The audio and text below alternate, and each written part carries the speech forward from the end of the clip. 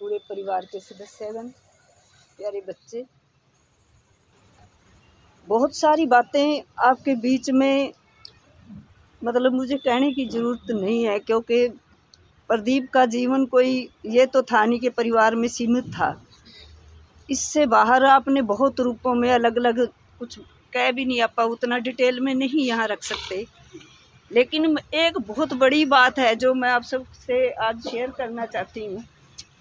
मेरी नौकरी को भी कोई ज़्यादा समय नहीं हुआ था, शायद 2.5-3 साल थे। तनख्वाह भी जब लगी थी तो 3200 रुपये ही थी, 100 रुपये डेली। और जो हाँसी का दफ्तर था उसका कनेक्शन कटने को था और उसका बिल था शायद 3500-3800 रुपये के आसपास। मतलब घर का हमें दूध का बिल पे करने के पैसे नहीं थे।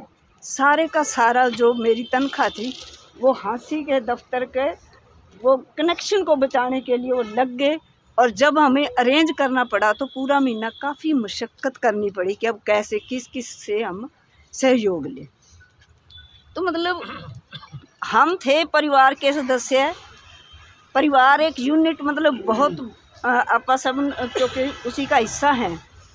लेकिन साथी ने जो इस सब से हट के मेरे को कहते थे, अरे क्या फ़र्क पड़ता है, रुखी खा लेंगे, जो मर्जी हो जाएगा, बच्चे कम पढ़ लेंगे, फिर क्या हो जाएगा, अपने 2 बच्चे अफसर भी बन देंगे तो क्या फ़र्क पड़ता है।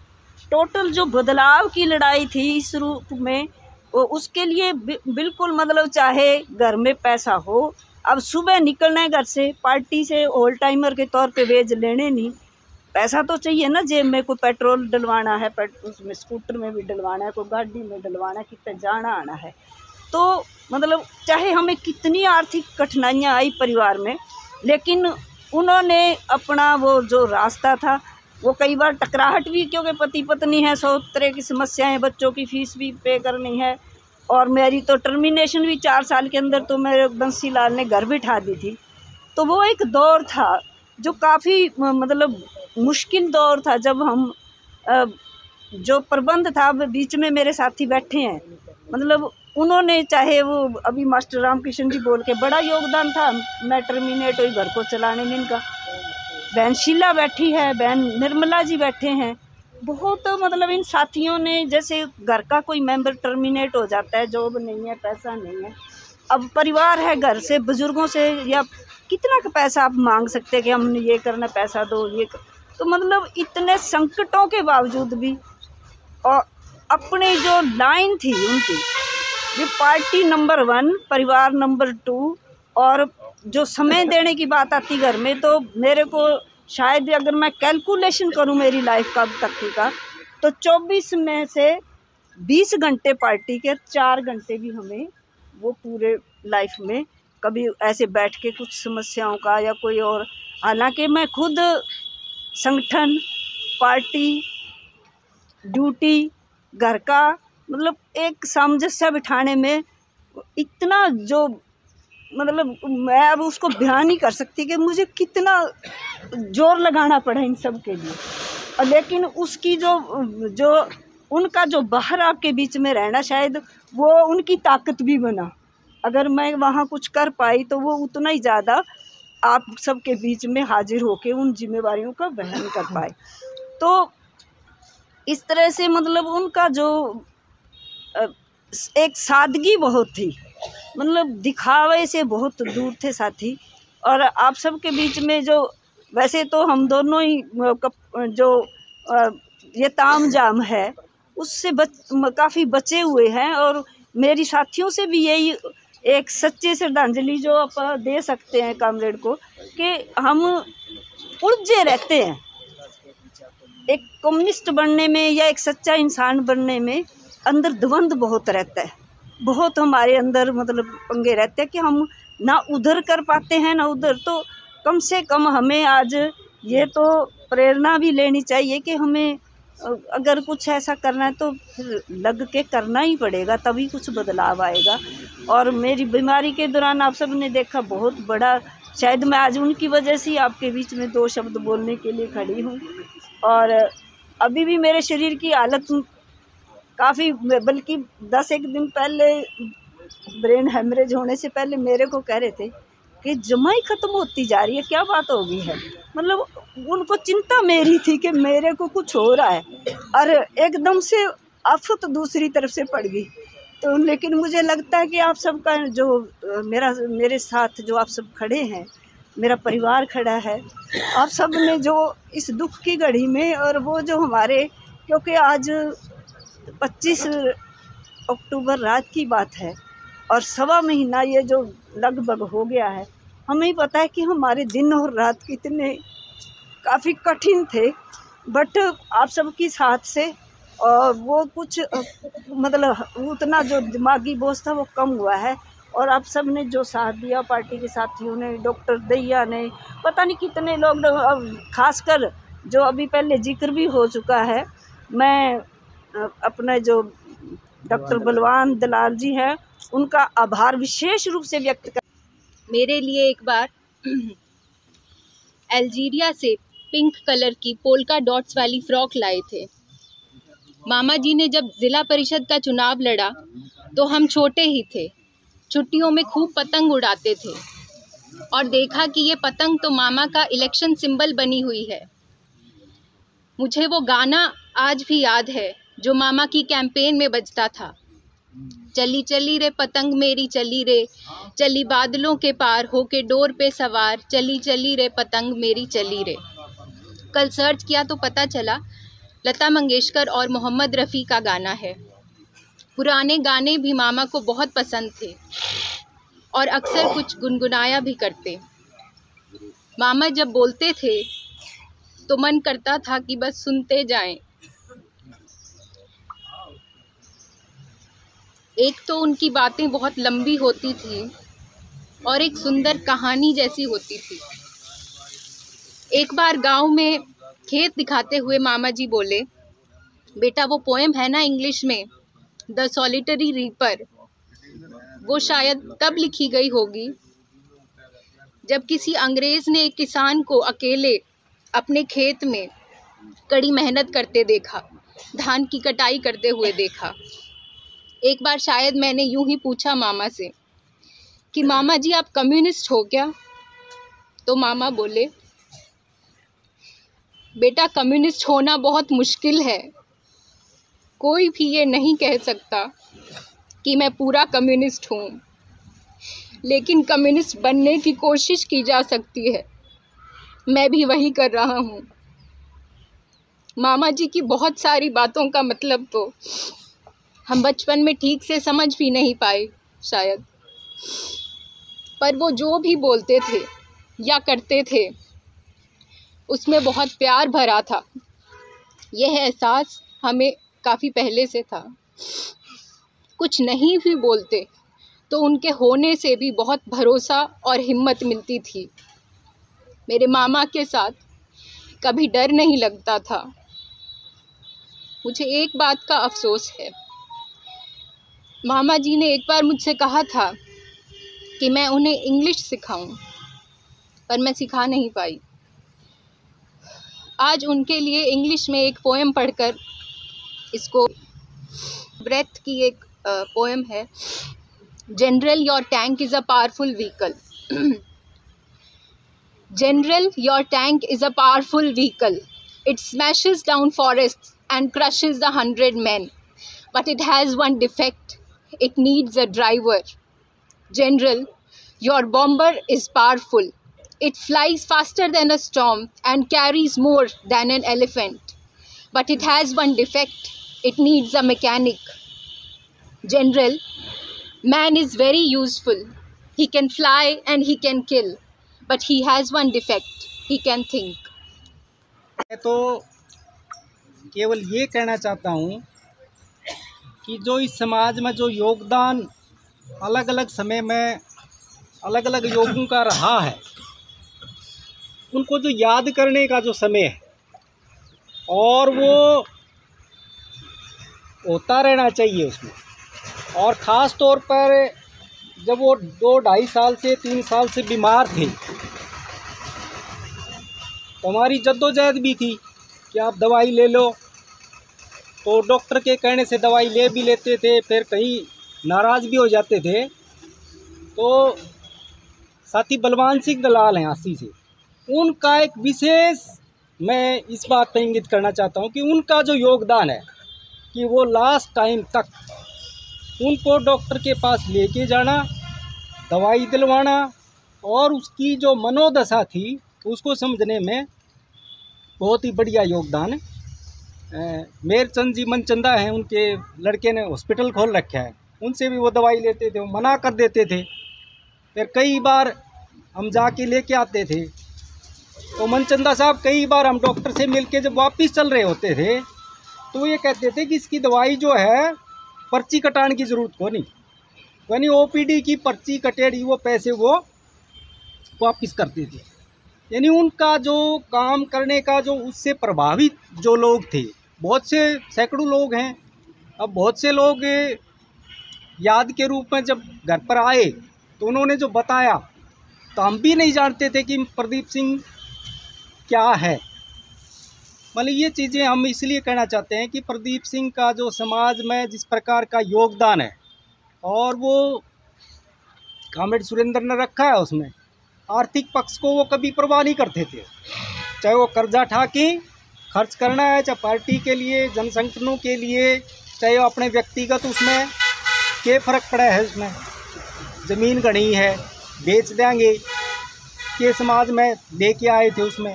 तो ये चीज़ें एक उनको ये कह सकते हैं कि हम आज याद करते हैं, तो इस बात को कभी उन्होंने आड़े नहीं आने दिया। बहुत ही जिसको हम कह सकते हैं खर्चीला उनका जो नेचर था उसमें। इस बात पर हमारी कई बार बातें होती थी उसमें, लेकिन वो इस बात पर कतई वो स्वीकार नहीं थे कि भाई खर्चे का मामला में तो मैंने ना कया करो। तो मैं तो उनको याद करते हुए उस रूप में, श्रद्धांजलि के रूप में, कि आने वाले जो समय है वो बहुत ही पेचीदा है और जिस प्रकार का देश और दुनिया में जिस प्रकार का संकट पैदा हो रहा है उसमें ऐसे व्यक्तित्व की जो कमी है वो हम नई नौजवान पीढ़ी को ये विचार, ये सरोकार, ये मूल्य उसमें डाल पाए, ये सच्ची श्रद्धांजलि होगी। तो इंकलाब जिंदाबाद, कॉमरेड प्रदीप को लाल सलाम।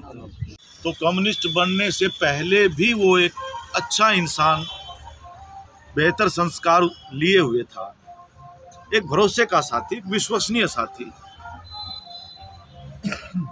और उसके साथ ही साथ सामाजिक तौर पे जो उसने अर्जित किया हम सब उसके साक्षी।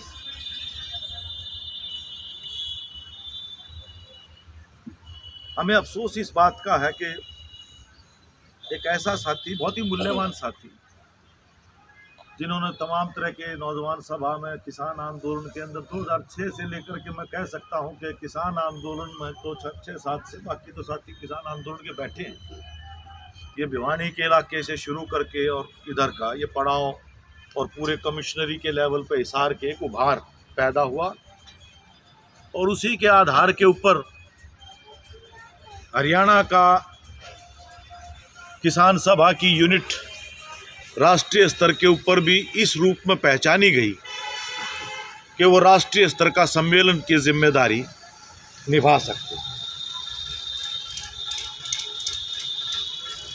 उन्होंने खुद पहलकदमी करके ये जिम्मेदारी ली थी कि हम करवाएंगे सर।